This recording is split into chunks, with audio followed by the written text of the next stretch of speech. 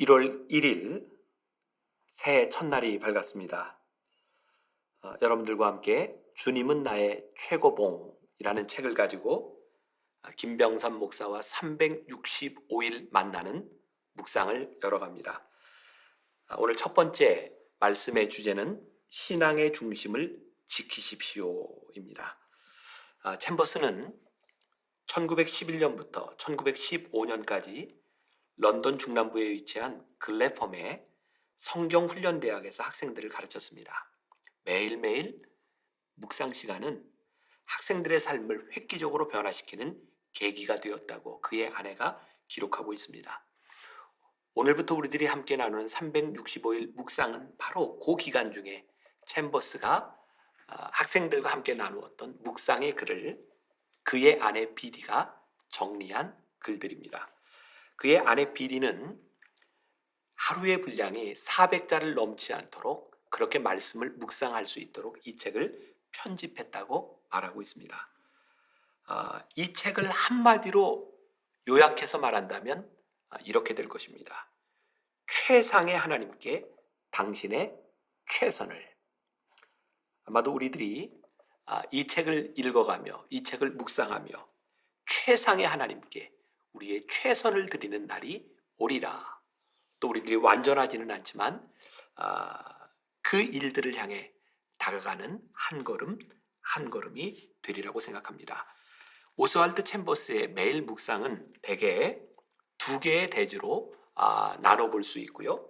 제가 가능하면 두 개의 대지를 나누어서 또 가능한 한 오스왈드 챔버스의 글을 훼손하지 않고 인용하면서 이 말씀을 풀어가려고 합니다.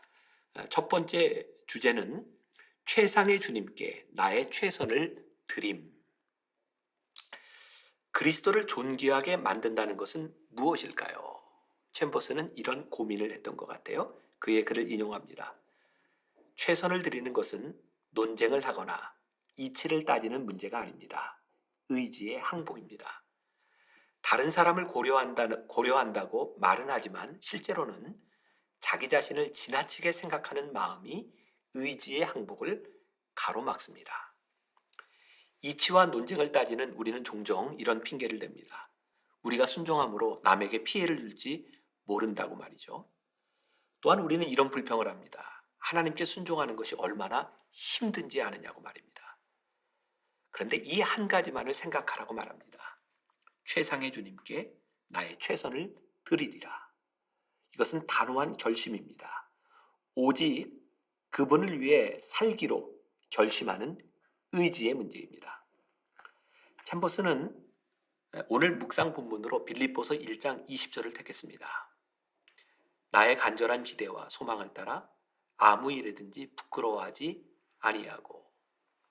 사도 바울은 아무 일에도 부끄러워하지 아니하고 하나님께 이 모든 것을 바치기로 드리기로 원했던 사람이죠. 챔버스 역시 그렇게 살기를 원했던 사람입니다. 말씀을 묵상하던 중 저에게 떠오른 사람이 하나 있었습니다. 10여 년 전 세상을 떠난 그 청년 바보 의사의 주인공 안수현입니다. 안수현은 자신의 삶에서, 직장에서, 가정에서, 교회에서 또 지인들에게 하나님을 믿는 사람으로서 최선을 다했던 사람입니다. 그가 죽은 후 그를 기리며 만들었던 책, 그 청년 바보 의사 안수현의 표지에 이런 글이 있습니다. 과연 나는 길게 줄을 서서 기다리는 환자들 한 사람 한 사람의 얼굴이 내게 환자로 오신 그리스도라는 사실을 기억하고 있을까? 한 명의 환자들 모습 가운데서 그리스도의 모습을 보았던 안수현은 참 치열하게 그의 삶을 살았습니다. 모든 동료 의사들이 파업을 할 때 그들의 비난과 반대에도 무릅쓰고 병원 안에 끝까지 남아 환자들을 돌보았던 사람. 그의 행동이 동료들에게 피해가 갈 것이라는 마음도 있었지만 하나님께서 주신 환자 그리고 그리스도의 마음을 가지고 끝까지 그 자리를 지켰던 사람입니다. 사도 바울의 고백을 묵상하며 챔버스가 그런 고민을 했습니다. 최상의 주님께 나의 최선을 드릴 수 없을까?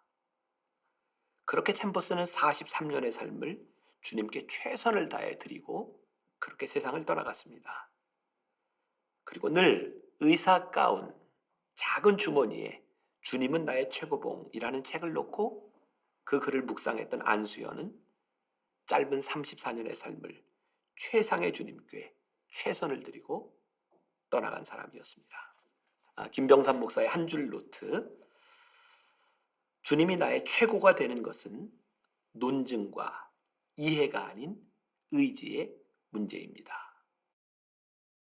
두 번째 주제로 넘어가 보겠습니다. 주님의 거룩을 위해 나는 아무것도 주저하지 않음. 최상의 주님께 우리의 최고를 드리기 위해서는 주저하지 말아야 합니다. 아니 그 어떤 것도 우리를 방해하도록 놔둬서는 안 됩니다. 사도 바울은 빌립보서 1장 21절에서 이렇게 고백합니다. 이는 내가 사는 것이 그리스도니 죽는 것도 유익함이라. 이런 최선의 삶은 우리의 삶의 위기에서 명확하게 드러나는 것입니다. 챔버스는 그의 묵상글에서 이렇게 말을 합니다. 하나님께서 우리를 부드럽게 다루시면 우리는 별로 주의하지 않기 때문에 하나님께서는 우리의 삶의 위기를 가져오기도 하십니다.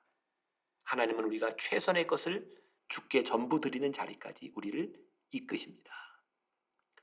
하나님께서 우리를 위기로 이끄시는 때는 우리의 인생의 결정의 순간입니다. 우리가 주님을 위할 것인지 그렇지 않으면 주를 대적할 것인지 둘 중에 하나입니다. 챔버스는 그의 묵상글에서 이것을 가장 큰 분기점이라고 표현하기도 했습니다. 이런 위기가 찾아올 때는 우리의 의지를 번복할 수 없도록 주님께 완전히 항복해야 합니다. 우리가 기억해야 될 김병삼 목사의 한 줄 노트. 하나님이 위기를 조성하시는 목적이 있습니다. 위기 가운데서 주님의 뜻에 초점을 맞추는 것이 성도에게 축복입니다. 오늘 말씀을 마무리하며 토마스 아켄피스의 그리스도를 본받아라는 책에 나오는 글을 조금 더 소개하려고 합니다. 때로 어려움을 겪고 십자가를 지는 것은 유익합니다. 고난과 십자가는 흔히 자신을 돌아보게 하고 자신이 나그네이며 세상 그 무엇도 의지해서는 안 된다는 것을 깨닫게 해주기 때문입니다. 오늘 우리가 하루를 이런 묵상 질문을 가지고 지나가면 좋겠습니다. 묵상 질문.